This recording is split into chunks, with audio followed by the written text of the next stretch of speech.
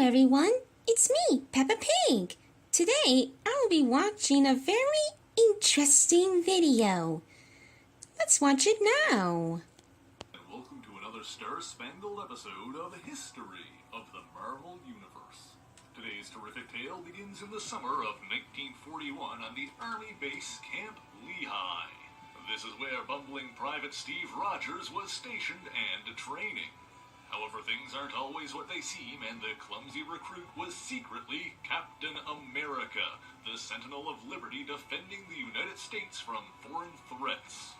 This masked champion of freedom was the idol of young men across America, including one Bucky Barnes. After his father was tragically killed during a training exercise, the teenage Bucky was adopted into Fort Lehigh and became the camp mascot. Then, one fateful day, the teenage boy learned a closely guarded secret when he inadvertently walked in on Steve Rogers changing into Captain America. Left with no other option, Steve was forced to become partners with the young lad. The boy donned a colorful costume of his own, and the two became Captain America and Bucky, defending America from foreign spies and Axis forces. At least, that was the official story. The truth, however, is a bit of a different matter. Born in 1925, James Buchanan Barnes, or Bucky, had lost his mother at a young age. At 10 years old, he lived with his father Jimmy and his sister Becca. However, Bucky often got into fights with the other children, as he was quick to use his fists to try and solve his problems.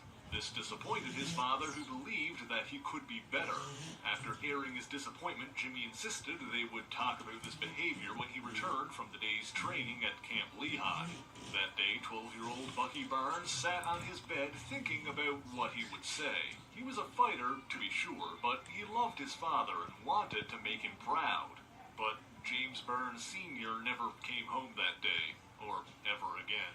Something had gone wrong during training. A mistake, an accident, it doesn't really matter. In any event, Bucky was left alone as his father was put in the ground and his sister was sent off to a boarding school. Meanwhile, Jimmy's friend, Major Sampson, bent every rule necessary to have Bucky remain at Camp Lehigh as a ward of the state. He fit right in among the older soldiers, and by the time he was 15, he developed his reputation as the camp's kid brother.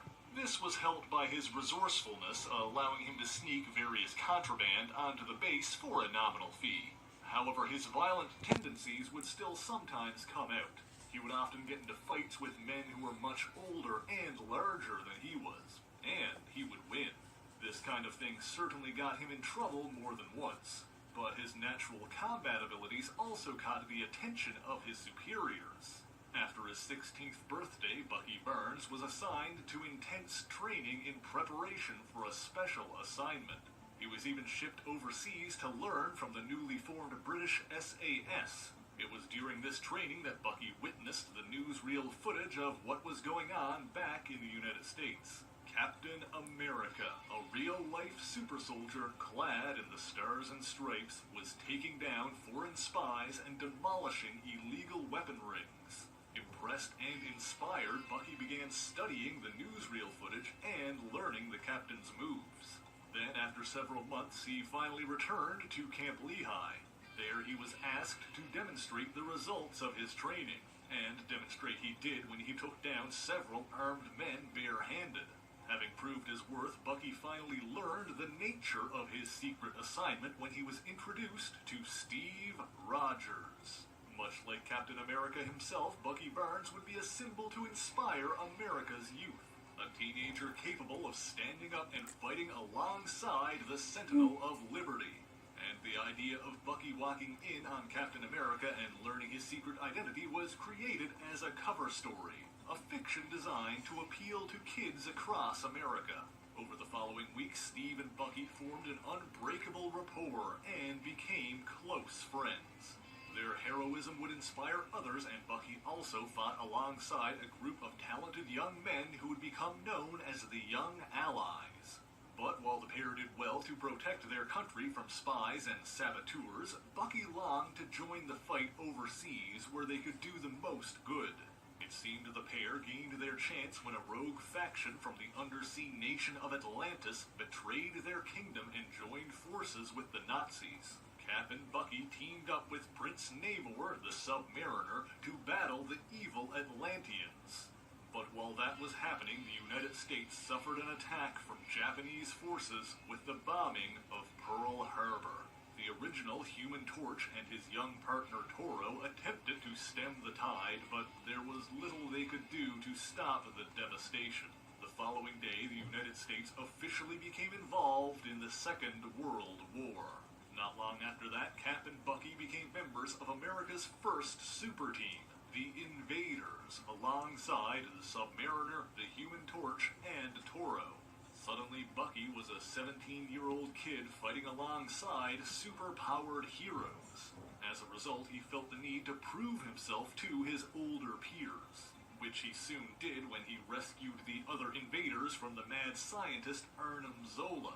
But Bucky also had a darker mission, a secret purpose. He could do the things that Steve couldn't, and get blood on his hands so Captain America didn't have to. Despite this, nothing could have prepared the young man for the atrocities he would witness behind enemy lines. This would only make him more determined while battling evil forces such as the sinister Red Skull. And one such villain was the twisted and maniacal Baron Heinrich Zemo. One fateful day in early 1945, Captain America and Bucky were captured and tortured by Zemo. The Mad Baron had stolen an experimental drone plane and intended to deliver both it and the captive heroes to Berlin. The American duo broke free of their bonds before the plane launched, but launch it did. The pair hopped onto a nearby motorbike and gave chase, attempting to stop it from reaching its destination. Catching up to the drone, they attempted to leap on, but Baron Zemo had set a deadly explosive trap. Losing his grip, Steve slipped from the back of the plane as it climbed over the frigid waters. The last thing he saw as he fell was the drone exploding with Bucky still holding on.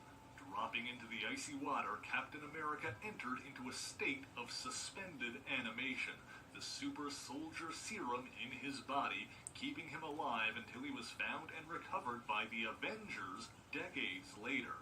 Bucky, meanwhile, lost his left arm and seemingly his life in the blast. However, he was found and recovered by Vasily Karpov, a Russian agent who was searching for the body of Captain America. Soviet scientists repaired the young man's body and brought his temperature back up to normal. They examined and tested, hoping to find traces of the super soldier serum in his blood. And although Bucky was no super soldier, his body was preserved well enough that the Russians were able to revive him. However, his death and resurrection had left him severely brain damaged. He had no memory or identity, but his reflexes and skills remained intact, making him extremely dangerous. Too dangerous, it seemed, and he was kept alive in suspended animation until it was decided what to do with him. There he remained until 1954, when Karpov turned him over to Department X to be used in Project Winter Soldier. His lost arm was replaced with a highly advanced robotic one, and his mind was programmed through the use of mental implants. It seemed their efforts were successful, and all of Bucky's skills and training were now at the beck and call of the Soviet Union. As an average-looking American, he could go undetected where other agents could not, and as the Winter Soldier, he was their deadliest assassin.